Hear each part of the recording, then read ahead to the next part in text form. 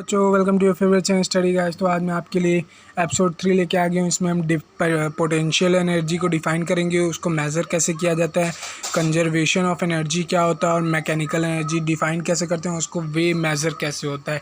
आज इसके video part में हम इतना कंटेंट को कवर अप करेंगे और इसके बाद हमारा लास्ट पार्ट बचेगा जो कि होगा पावर के ऊपर, जो कि हमारा वर्क एंड एनर्जी का लास्ट टॉपिक होगा। तो चलिए प्यारे बच्चों, आज के ये वीडियो स्टार्ट करते हैं। सबसे पहले पोटेंशियल एनर्जी का डेफिनेशन क्या होता है। तो प्यारे बच्चों, पोटेंशियल एनर्जी होता है इट इज़ दी एनर्जी, ये एक तरह की ऊर्जा है जो किसी ऑब्जेक्ट को मिलती है उसके शेप या पोजीशन के चेंज में। मान लीजिए ये ऑब्जेक्ट है, ये अभी इतना स्मॉल है या फिर इसका साइज़ अगर इतना बड़ा हो गया तो इसके पास कुछ ना कुछ पोटेंशियल एनर्जी आई होगी। या मान लीजिए हमारा ये ग्राउंड है, ग्राउंड के ऊपर ये बॉल रखा हुआ है। अब इस बॉल को मैं ग्राउंड से कुछ ये h हाइट तक लेके चला गया, तब ये ऑब्जेक्ट कुछ एनर्जी को पोजेस्ट करेगी, तो उसी को बोलते हैं हम पोटेंशियल एनर्जी। तो क्या होता है, potential energy is the energy of an object due to change in its position और इन शेप। ठीक है बच्चों, तो चलिए इसका डेफिनेशन लिख लेते हैं। तो ये हो गया हमारे प्यारे बच्चों पोटेंशियल एनर्जी का definition. It is the energy of an object due to change in its position और शेप। ठीक है प्यारे बच्चों, अब चलिए इसके लिए इक्वेशन डिराइव करते हैं। पोटेंशियल एनर्जी को मेज़र करने के लिए इक्वेशन होता है हमारा, पोटेंशियल एनर्जी का शॉर्ट फॉर्म प्यारे बच्चों पीई पोटेंशियल एनर्जी। तो इसको मेज़र करने के लिए हमारा फॉर्मूला बनता है mgh।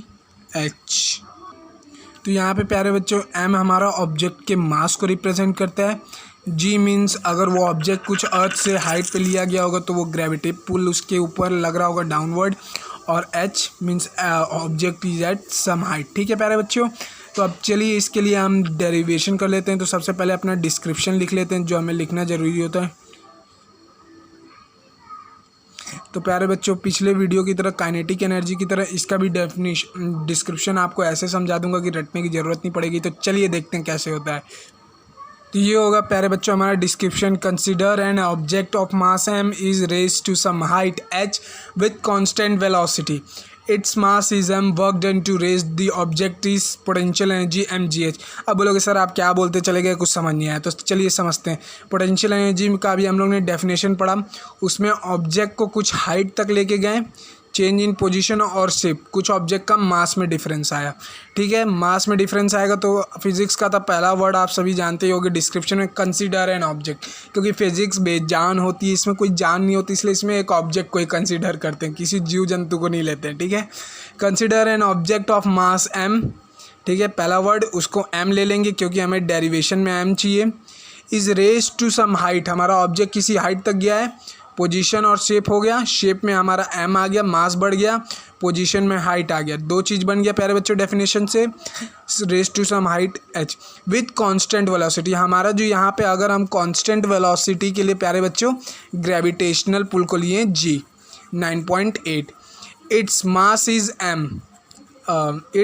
Is m, work done to raise the object is mgh। अब वर्क डन इसमें कितना हुआ होगा कि ऑब्जेक्ट इस हाइट तक पहुंचोगे या इस मास तक पहुंचोगा, वो mgh है। तो इसको कैसे निकालेंगे, तो सबसे पहले हम वर्क डन का फॉर्मूला क्या होता है प्यारे बच्चों, work done equals to force into displacement. ठीक है, अब यहाँ से क्या को उड़ा के आप सभी mgh को ला सकते हैं।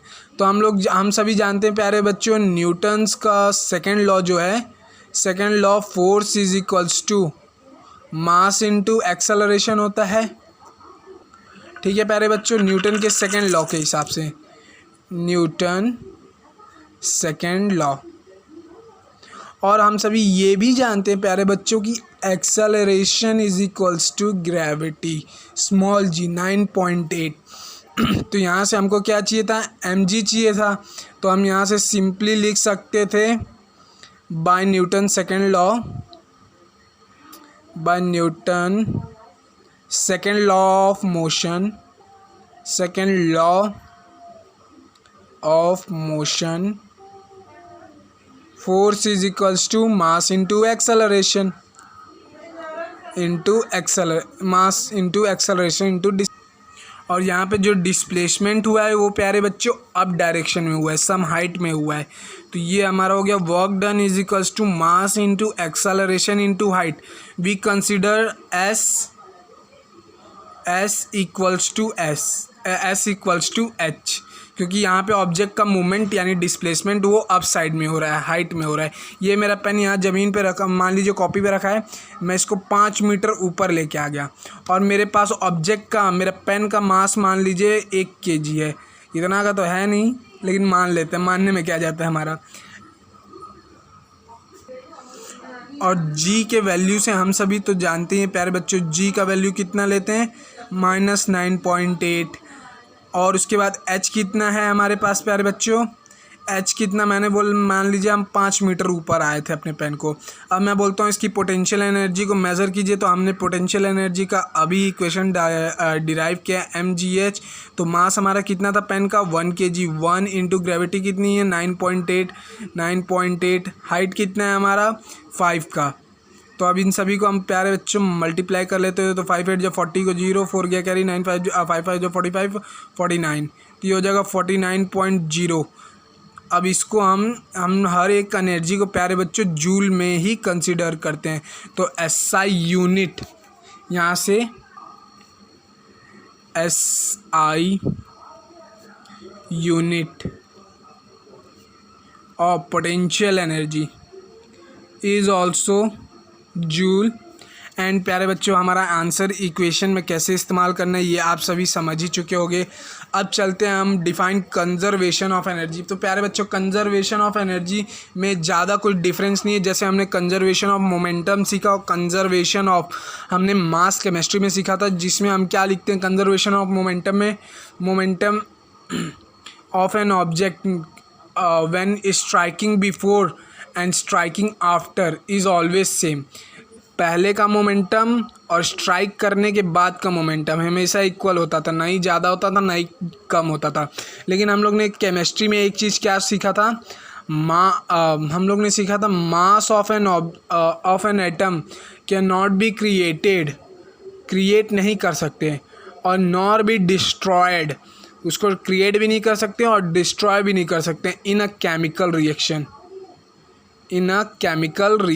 ये हम लोग ने पढ़ा था। अब आते हैं हम अपने फिज़िक्स पे।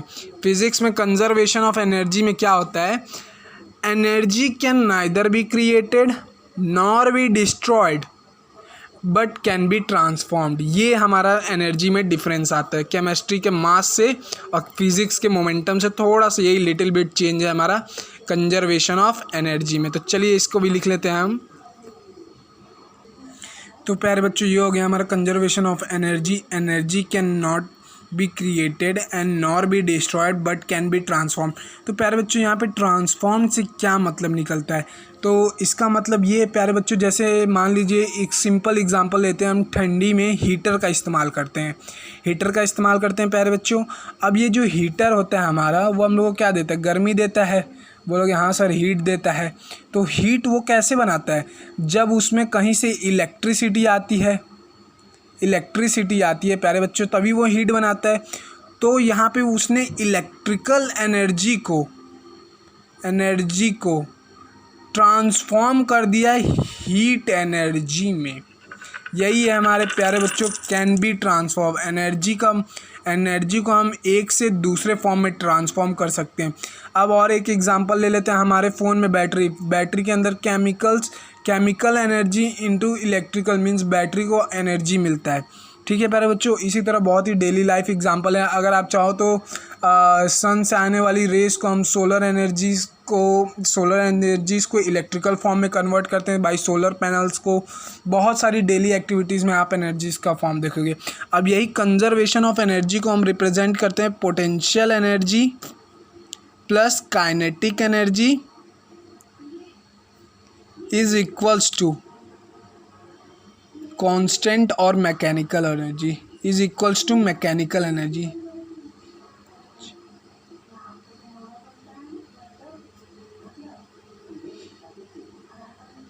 यही था हमारा प्यारे बच्चों अगला define mechanical energy.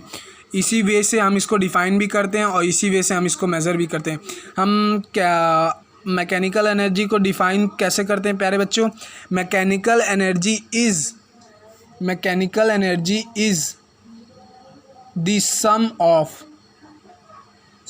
Of potential energy and kinetic energy.